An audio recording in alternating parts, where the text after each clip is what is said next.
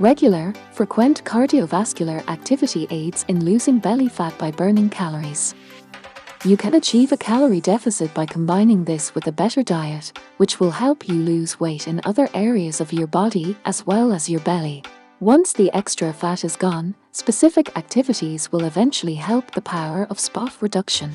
Sit-ups alone won't help you lose weight, so stop trying. A tummy that is layered with fat won't be flattened by tone the muscles so they are apparent. 1 million AB exercises every day. Your abs are upper, middle, and lower. Each muscle is distinct.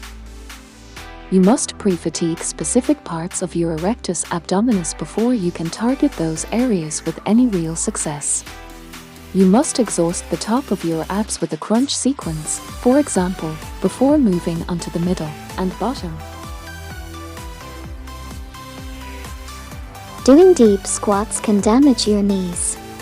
There isn't much proof that squats cause knee pain. You should squat with a burden that allows you to move through the entire range of motion.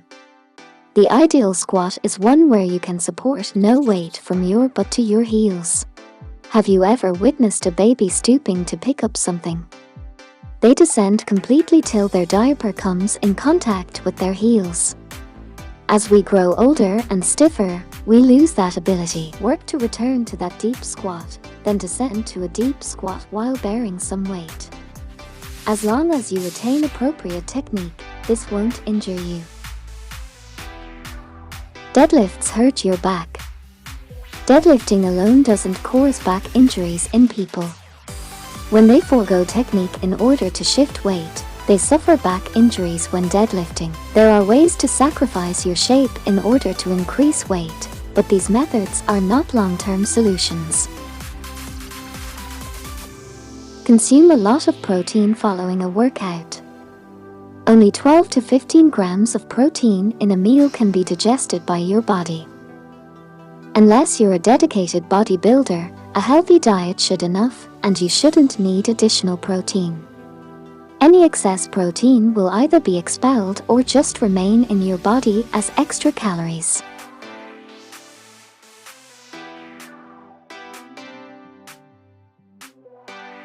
This is untrue given that women's testosterone levels are between 1/20 th and 1/30 th those of men's.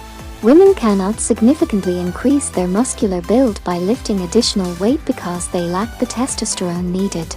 Now, consuming 10,000 calories per day and engaging in rigorous strength training exercises will cause a girl to bulk up, but this should be prevented. People frequently believe that women aren't built to hold large objects, but then they witness women struggling to carry full-sized children and 50-pound sacks of dog food at the same time. Women will benefit in many aspects of their lives from heavy lifting. Great bicep exercise, EZ bar curls. That rounded object that you see individuals utilizing in the gym to curl heavy weights is not isolating a useful portion of the bicep. When curling, the particular stance, with the thumbs pointing up, eases the strain in the bicep. The finest bicep curls are performed using a straight bar with the palm up. Lat pull-downs above your head are more powerful. Because most people lack the range of motion necessary to do so securely, pulling the bar behind the head can cause injury to your shoulders or neck. To be safe, keep the bar in front of your face. Your wrists should be straight while you are seated on a bench rather than cocked back or bent.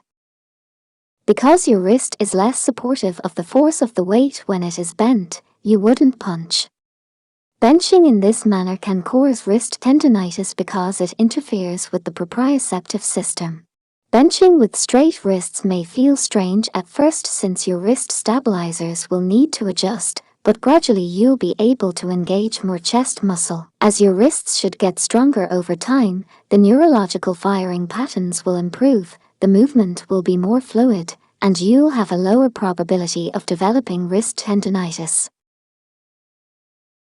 Anyone can run a long distance. You run the risk of getting hurt if you attempt to get into running shape while being overweight or out of shape. You need to be in running shape in order to withstand the impact of running. Try alternating between jogging and walking as a stepping stone toward running. Jogging time should be gradually increased while walking time should be lowered.